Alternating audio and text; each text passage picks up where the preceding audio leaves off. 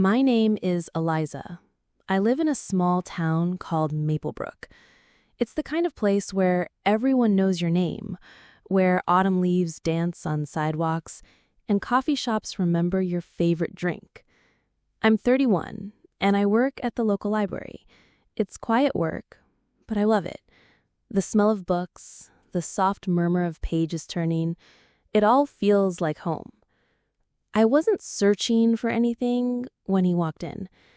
I didn't expect change, but sometimes life doesn't ask. It just happens. His name was Julian. He came in on a rainy Thursday looking for a book on poetry. He said he was new in town, staying with a friend after leaving the city. I showed him to the right aisle, and we talked. Not long, just enough. His voice was calm. His eyes were tired but kind. There was something quiet about him that stayed with me even after he left. He came back the next day, and then the next, always with a question, a story, a soft smile.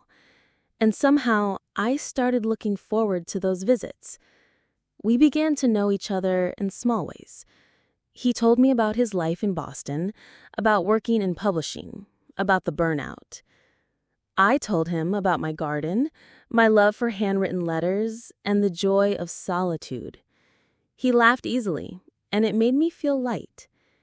Every evening, he waited outside the library with 2 coffees, one for him, one for me. We would walk through the park, sit by the river, and talk about everything and nothing. I didn't realize I was falling for him. It just happened.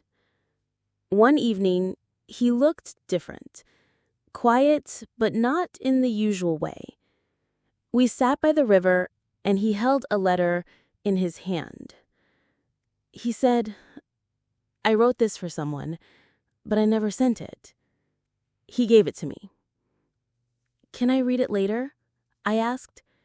He nodded. That night, under a soft lamp, I opened the letter.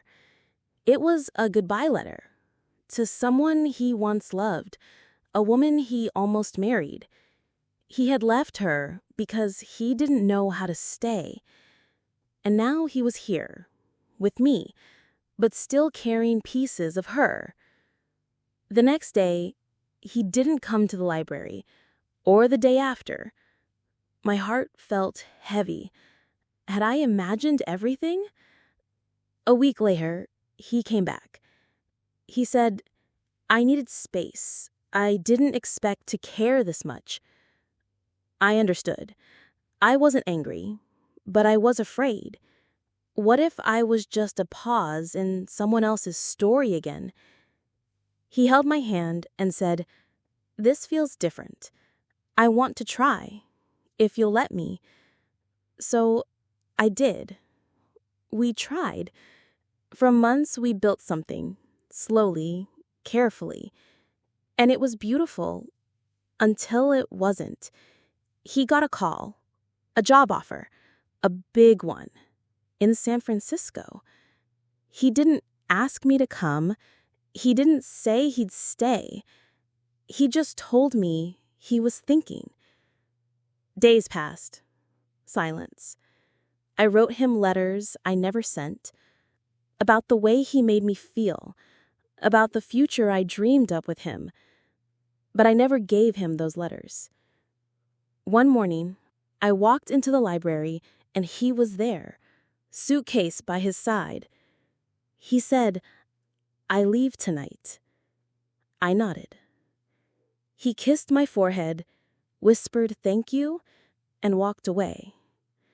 I went home and cried, not because he left, but because I knew he had to. He wasn't mine to keep. He was just passing through, like a season. And that's okay. In the weeks after, I stopped writing letters to him. I started writing them to myself, to the girl who gave her heart, to the woman who stayed kind, to the future I still believed in. Life moved on, slowly, gently. I planted new flowers in the garden. I drank coffee alone.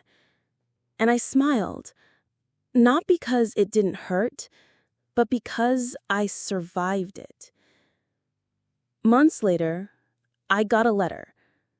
No return address, no name. Just words.